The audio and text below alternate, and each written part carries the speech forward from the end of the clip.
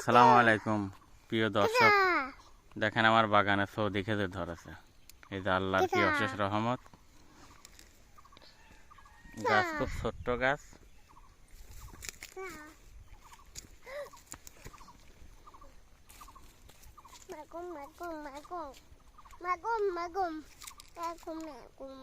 এই গাছটার বয়স 3 বছর। 3 বছরের গাছে সৌদি খেজুর ধরেছে।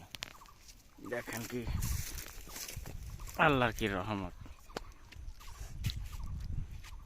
বাংলাদেশের মাটিতে আপনার সৌদি খেজুর, এটা অসম্ভব আর কিছুই নাই। অনেকেই বলে বাংলাদেশের মাটিতে সৌদি খেজুর ধরে না, দেখেন আমার বাগানে আসছে ইনশাল্লাহ। আম্মু, তুমি কি সৌদি খেজুর খাবা না? হ্যাঁ হ্যাঁ,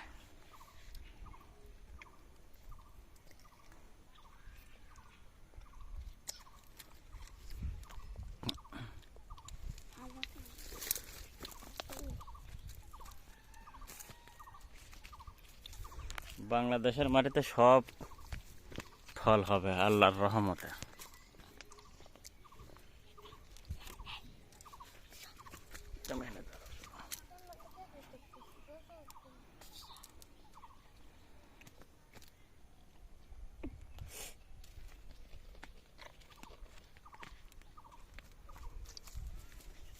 এই খেজুরটা হলো আজোয়া খেজুর।